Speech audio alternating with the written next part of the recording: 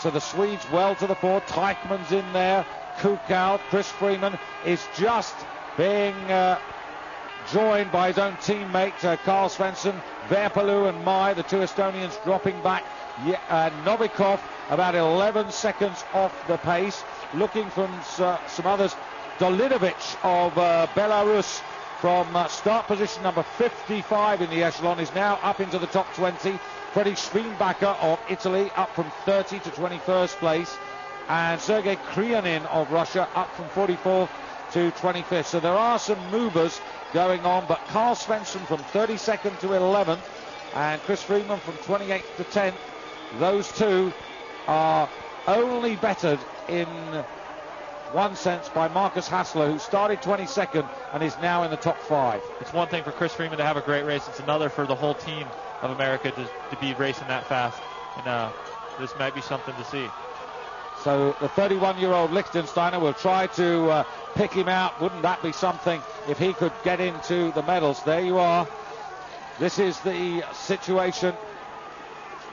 Remember, over 6,000 meters to go.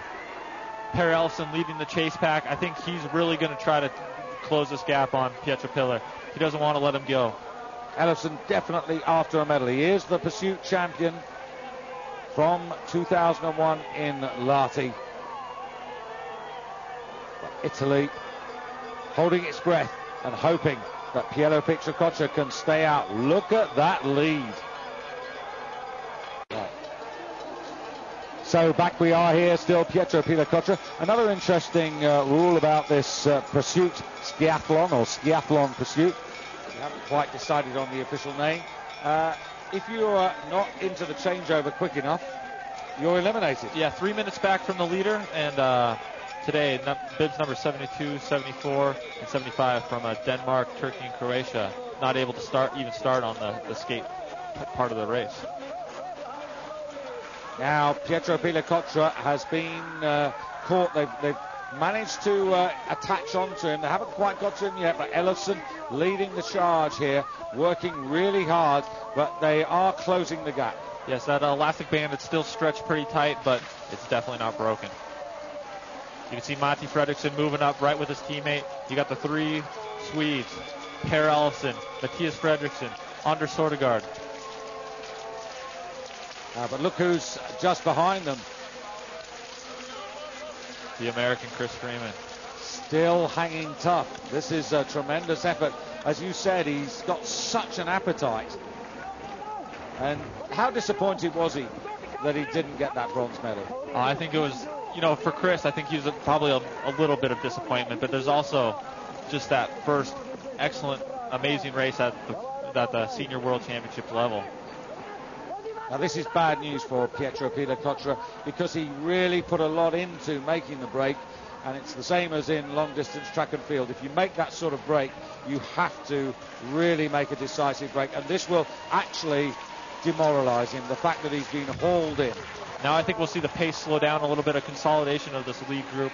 Pietro Picciococcia, he knows that he's made maybe his move. It hasn't been enough. I think he's going to sit back in the pack and hopefully, both physically and mentally recharge. Elofsson wearing 6, Fredriksson wearing 2, and Södergren 13. And in fact, it's 11. It's Jörgen Brink, not Södergren. And we said it the other day, you would not want to be in the stadium with Jörgen Brink breathing on your shoulder. Definitely not.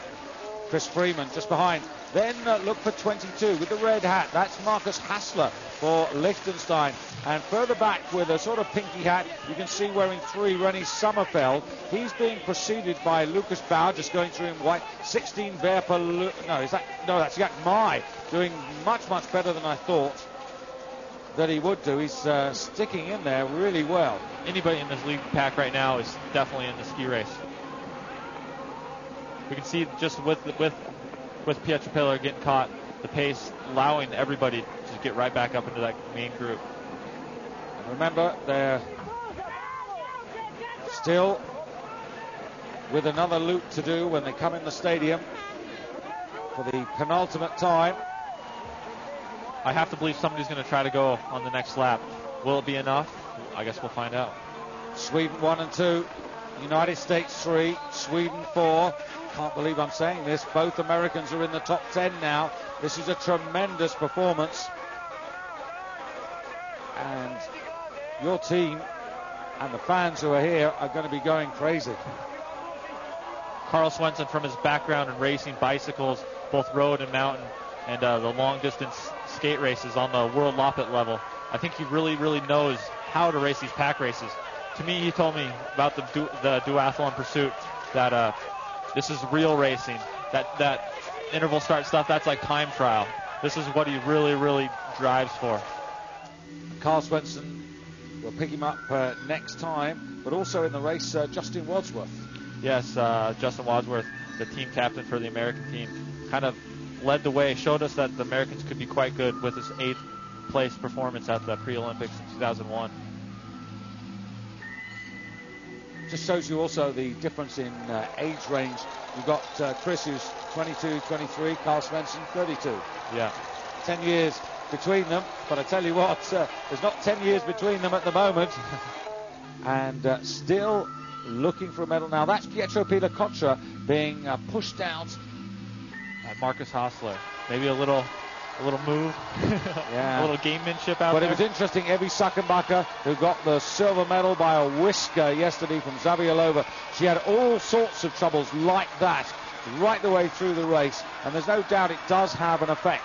But at the moment it's Matti Fredriksson, and look at number 32, Karl Swenson for the United States, goes into silver medal position with 3,300 meters to go.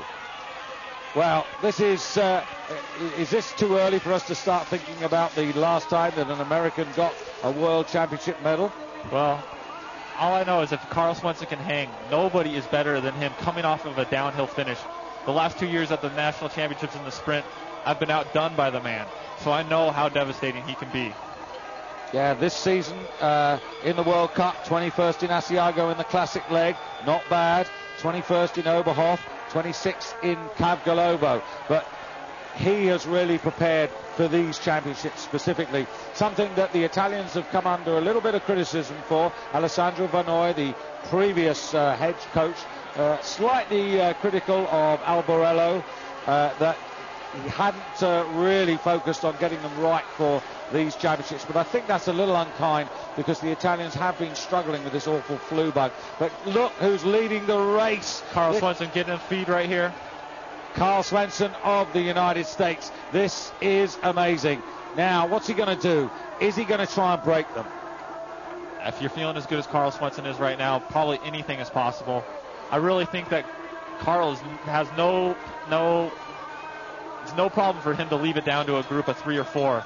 So I see him maybe racing very, very smart, but yet at the same time, just like staying in there. He knows that he doesn't have to make the race that early. He doesn't have to commit himself that early. Well, I think this is a good move because, as we said, you wouldn't want to be leading into the stadium. You'd want to be in that group ready to attack. So I think what he's done there is just very, very intelligent. This is very, very cheeky on his part. To hang behind, Matthias Fredriksson. I think Matthias really, really likes to ski from the front. He's still in the draft. He's in the perfect position. He's got a kilometer of climbing ahead of him until, I don't know. Getting really excited here. Remember, they're through 15,000 meters.